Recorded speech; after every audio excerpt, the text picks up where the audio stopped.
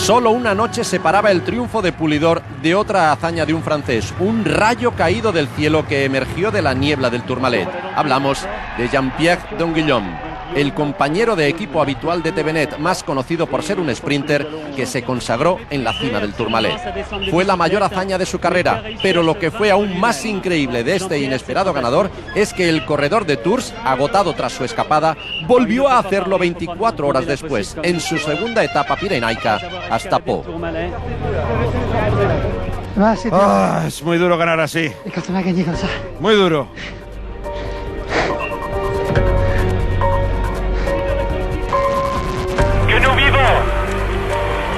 En ce moment, la fin de course d'une étape qui comptera parmi les plus fantastiques jamais disputées sur le Tour de France.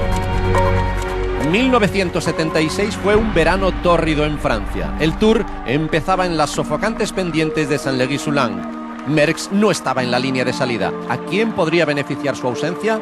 Cyril Guimard, joven director deportivo del equipo Gitan, urdió una estrategia, una táctica audaz: iniciar las hostilidades en el Portillón y terminar el trabajo en la ascensión a Saint-Léry.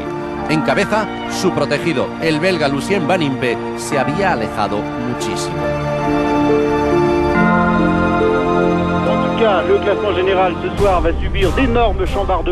Van Impe causó un enorme impacto en el Tour. El belga ganó la etapa y le arrebató el maillot amarillo al francés Raymond Delille. Las diferencias eran enormes e irreversibles.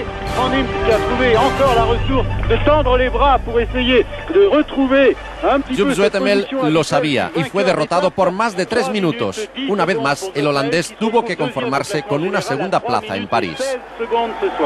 A los 30 años, Lucien Van Impe ya no era un escalador puro, pero sí había ganado un Tour.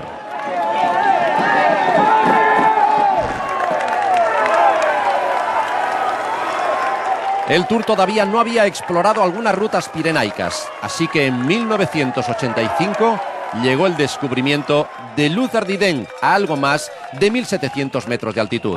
La silueta de Pedro Delgado, un joven corredor español, se traslucía a través de una delgada capa de niebla. Era el 4º año de Delgado como profesional y aquí empezó su récord de hazañas ciclistas. De hecho, esta victoria de etapa anunció la llegada de una nueva generación de corredores españoles a los que volveremos, como volveremos a Luz Ardiden, que selló una larga relación con el Tour de Francia. La imponente belleza de los Pirineos ha servido de inspiración a grandes hazañas y también estuvo en el origen de algunos dramas que han salpicado la historia del Tour. Se han visto faroles, se han formado alianzas e incluso se ha visto cómo viejos amigos ajustaban cuentas. En el Tour del 86, Bernard Hinault acababa de hacerse con el poder. La víspera había ganado la primera etapa pirenaica entre Bayona y Pau, pero prometió algo. Quería dar la victoria final al norteamericano Greg LeMond, su joven compañero de equipo, que el año anterior quedó segundo tras él. Hinault atacó prematuramente al principio de la etapa y al llegar a Superbagnères lo pagó muy caro. Sin embargo, esto permitió despegar a Greg LeMond, su protegido, y LeMond logró la victoria en la etapa. Esta ambigua cohabitación entre Hinault y su propio heredero, con el que ni compartía mesa por la noche en el hotel, dio lugar a un tenso final de Tour que LeMond acabó ganando.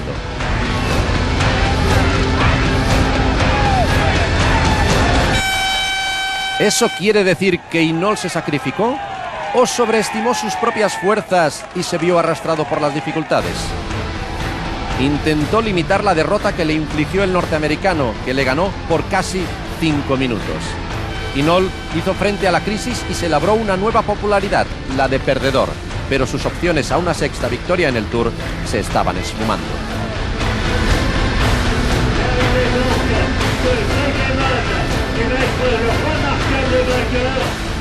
Greg LeMond ganó su etapa, la primera que se llevaba un norteamericano en la alta montaña. Los Pirineos fueron la piedra de toque que le llevaría a subirse al podio en los Campos Elíseos. La cuenta atrás había comenzado. Tras una larga etapa de sufrimiento, Hinault apeló a su orgullo para encontrar los recursos que necesitaba para salvar su maillot amarillo. Y como era habitual en él, forzó la máquina al máximo, tanto que se le salió 2 veces la cadena en los últimos metros. Hinault salvó las apariencias para bien o para mal, pero la táctica dio resultado. Hinault conservó el maillot amarillo, aunque no por mucho tiempo. El anunciado relevo se confirmaría en los Alpes.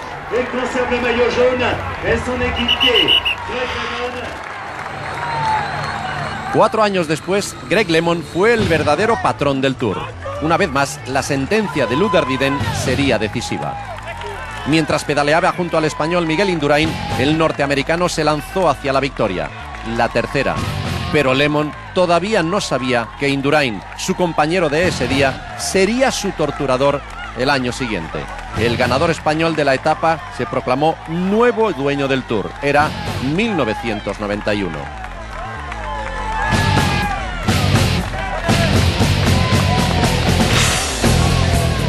Era evidente que el ciclismo entraba en una nueva era y Miguel Indurain fue la personificación de ese cambio. Aunque es cierto que el francés Luc Leblanc le estaba presionando cuando apareció entre la niebla de Hautacam.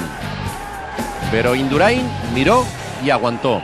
Haciendo gala de un gran poderío, Luc Leblanc se llevó a casa una de sus mejores victorias, sin que al español se le moviera una ceja. Los que lo intentaron después también fracasarían. Al día siguiente, el sol se llevó la niebla. Al igual que Leblanc, Richard Virenque era uno de esos impulsivos franceses a los que les gustaba ir a su aire.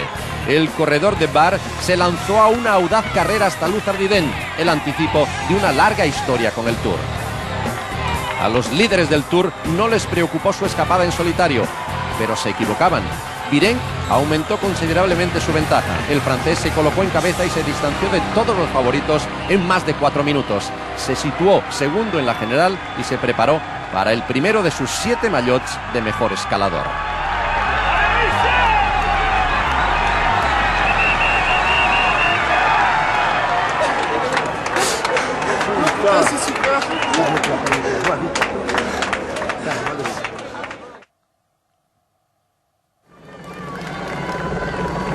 Una curva en el descenso. Hombres en el suelo. Poco antes del mediodía del 18 de julio de 1995, el destino se cebó de forma trágica en este lugar, en el Porte d'Aspet. Entre las víctimas, que se dieron violentamente contra el suelo, estaba un joven italiano, Fabio Casartelli, campeón olímpico de 1992. El herido fue trasladado en helicóptero hasta el hospital de Tarbes. El pelotón siguió adelante sin saber nada de la tragedia, con Richard Virenque en cabeza. Cuando el corredor de Bar luchaba solo en cabeza, las noticias de la muerte de Fabio Casartelli corrieron por toda la caravana del Tour de Francia. Le communiqué de Radio Tour comme nous, on annonce le décès de Fabio Casartelli à l'hôpital.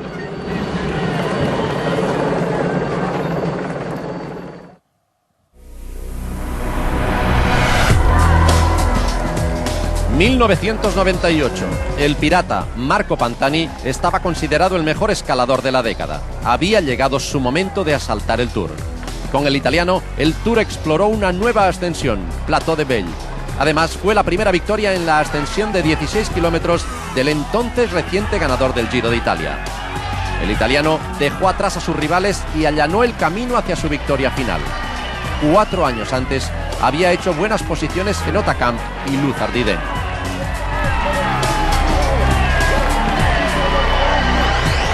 Ahora, esos mismos Pirineos fueron su consagración.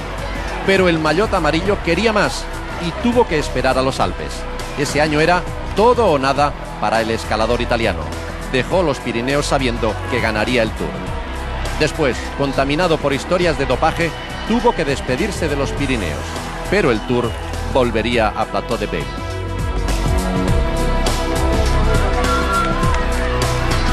Un escenario inverosímil. Luther Didden. El enfrentamiento final tomó un cariz increíble. Armstrong se fue al suelo, llevándose por delante a Iván Mayo. El incidente sembró la confusión en el grupo de favoritos.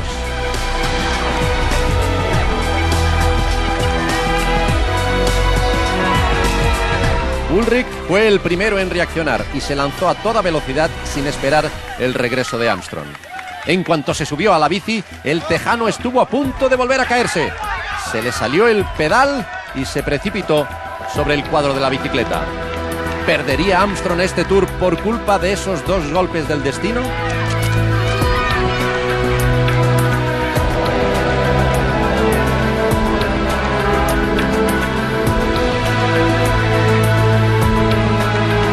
Puede que sus rivales se arrepintieran algún día de la benevolencia con la que trataron al norteamericano. Le esperaron y no le volverían a ver. En cuanto volvió, se lanzó, primero atacando a Mayo, después solo hasta la línea de meta.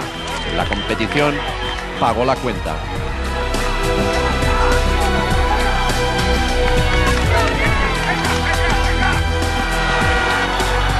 A Armstrong le resultó muy difícil ganar el Tour de 2003, así que había llegado el momento de arreglar las cosas.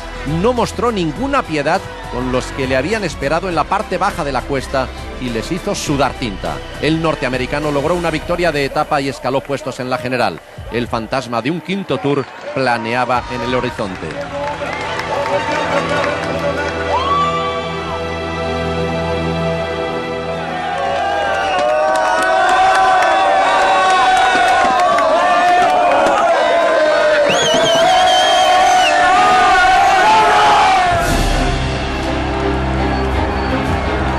Todos los años, cuando el Tour atraviesa los Pirineos, se desencadena una verdadera locura popular.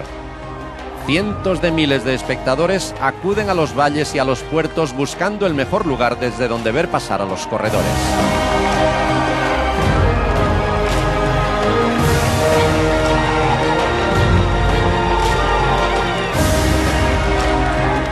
Los Pirineos, un cruce de caminos, de regiones y sensibilidades. Una zona donde las banderas de Francia, España y el País Vasco coexisten en perfecta armonía.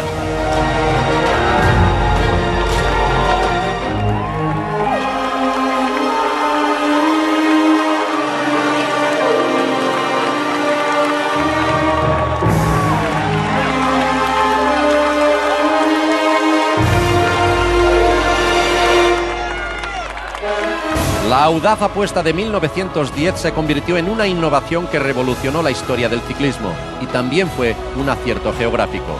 Un escenario salvaje y auténtico que todo el mundo sabe identificar.